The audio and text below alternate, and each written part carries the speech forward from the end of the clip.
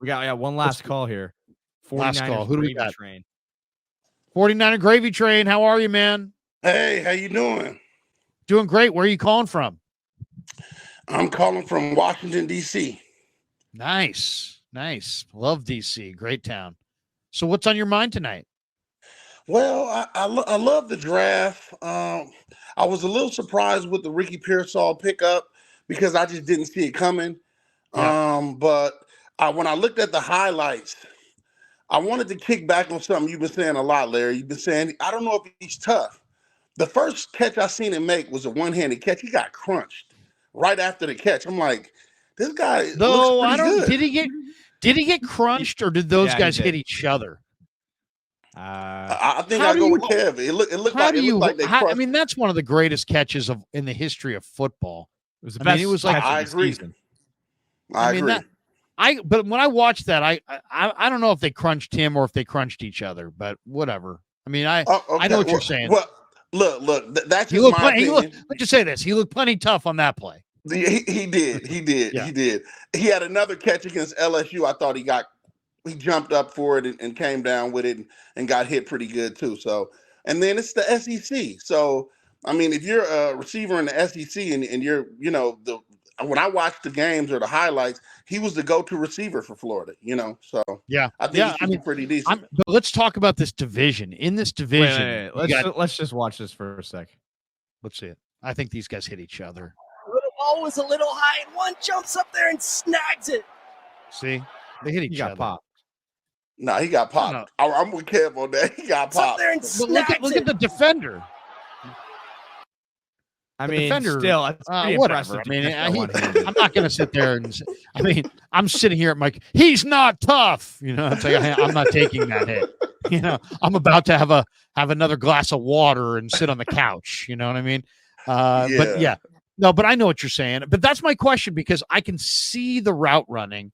The size is legit. The 20-yard split's legit. I can see the ball skills. I can see the catch radius. It's all about, can he get off the line of scrimmage against Tariq Woolen? Can he get off the line of scrimmage against Quinyon Mitchell? Can he get off the line of scrimmage against the best corners on the best teams with money on the table? Can he get off the can he beat the jam of L'Jarius Sneed? I guess he's now, where's L'Jarius now? He's in Tennessee. He's in the Tennessee Titans. We probably won't see him because they're not good enough. But I mean, that's my only real question about Pearsall. Don't question any of the other aspects. I just question, can this guy who's 195, can he, or not 195, what is he? What does he weigh? Maybe he is 195. Yeah, I think he's in the 190s, a little less than 200 pounds. Can this guy beat the jam against the best press man corners who are up on the line of scrimmage and are trying to reroute him? Can he stay on his feet and get into his route and get down the field? Or does he get knocked off his route and is on the ground and, is really impacted by the strength at the line of scrimmage? To me, that's the big question. If you could tell me that this kid is super tough, a la Julian Edelman, then there's no doubt it's going to be a great pick because you can see the fit in the offense. You can see the fit with Purdy, and you can see the receiving skills are really quite advanced.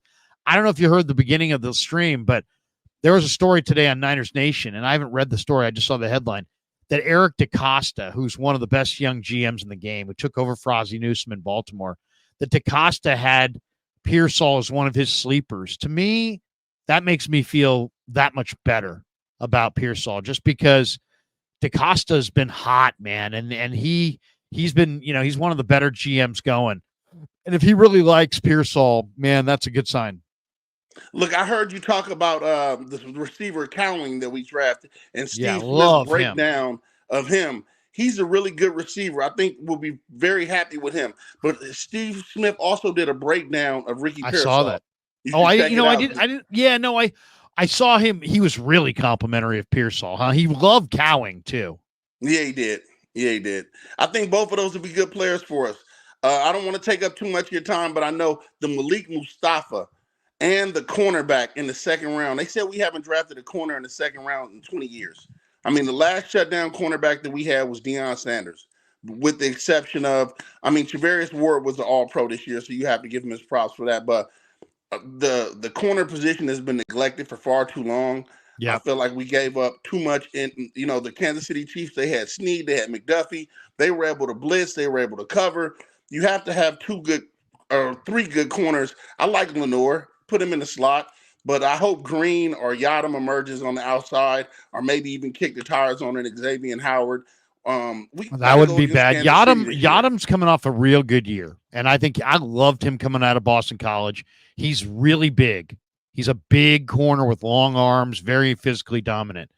The guy who I think you got to watch, the guy that to me is like, when you watch this guy on the practice field, you go, Jesus, this guy's made to play the game, and that is Darrell Luter.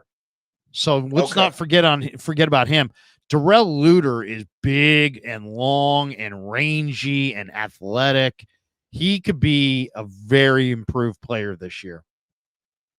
Well, we need a third corner to emerge. We can't have another Logan Ryan experiment where we're getting a guy off a cruise ship and he's out there getting burnt in the biggest moments in the Super Bowl. I mean, both of those touchdowns Pat Mahomes threw were wide open to slot receivers. And we just got to have better coverage on the back end. No question. I used to scout in the Canadian League, and the defensive coordinator who I worked for, this guy, Bill Urbanek, he's no longer with us. And we used to talk about it all the time in meetings. What's the key to pass coverage? And he would always say the same thing: pass coverage.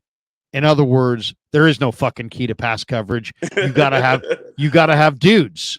You got to have dudes. You're either able to do it or you can't. I mean, you can't. You got to have. There's no like secret. You got to have athletes. And in the moment of truth, I want to be able to say, "It's your fault. You got burned." I don't like that zone. They're looking at each other. The corner's looking at the safety looking at the. I don't know whose fault. No, I want to be able to point my finger. That was your man. Did you cover him or did you not? You know, and the crucial points in the game, and that's where I feel like we've been lacking on the back end. All of this zone, Chris Sims was talking about it. We were sleepless in Seattle, he called us after the Super Bowl, because we run the Seattle cover 3 scheme, and they just chopping the zone up, man. It's not covering anybody. You know, and Mahomes, you got to mix it up against Mahomes. Mahomes is too damn smart. But this is 2 years in a row now. Last year, Luter, if you watched him at South Alabama, he played exclusively press man up on the line. Even when they were playing zone on the other side, he was playing press man. And then this year they got Green, and Green's played a lot of press man. So they're getting more guys back there who have experience and have had success playing press man. Will it make them play some more press man and some key third downs this year? I hope so. I hope so as well. And the coverage marrying with the where you're blitzing, you can't play off coverage, and Wilts did that a lot last season. Where the Cincinnati game was easy out. It was like the Cincinnati game was embarrassing. The Cincinnati game was embarrassing. Yes, I mean, they played off coverage and blitzed and watched Joe Burrow make the easiest 5 and 6 and 10 and 12-yard completions I've ever seen. You're playing off coverage, you're blitzing, you're speeding up the quarterback, and there he is, Tyler Boyd. Boop. That Jamar whole Chase 3-game losing streak was terrible. The Oliver experiment, he got burnt like toast. It was ridiculous how much he was exposed. He had no ability to mirror receivers off double moves. He had no real man-to-man cover skills at all. He was smart. He knew where to be, but he didn't have the ability to mirror, and it was obvious. And then, to me, where the team really turned around last year is when they put Ambry on the field. In the Jacksonville game. Thomas, I would have rather had Ambry out there. He might have got a pass interference, but he could run. He was athletic. He wasn't slow like Logan Ryan. You have to have some younger, faster, athletic corners out there that can cover these receivers. It's period, point blank. I mean, well, what about the other one? I asked Shanahan. Womack. I mean, all of those guys have potential. More. Yeah, no, they do. All those guys, I love Womack. I remember asking Shanahan before one of the playoff games, and I'm like, I knew the answer, right? Because Logan Ryan looked so bad in the first one. And I said, who's going to play safety? Are you going with Ryan or are you going with Jair Brown? And I remember asking Steve Wilkes about it, and Steve was like, we talked about that already. And it's like, well, that means you're going with Brown. Sure enough, they went with Brown. If they had not gone with Brown, in the Detroit game or in the Super Bowl, they wouldn't have even made the Super Bowl. Brown had I like agree. Brown is a 13 stud. tackles in that I Detroit game. love Brown. Brown had an interception on Pat Mahomes in the Super Bowl. It'll be Brown's forgotten because we Brown's didn't a win dog, the game. man. Brown's a player. Brown's a player. And I love Grant had a good point about Hufanga. The points per game is significant. It's like a whole touchdown less when Hufanga's in the game. And I look forward to him coming back because we. It's funny, and his premise was the numbers are better when Hufanga was in there. Thus, it's about Hufanga.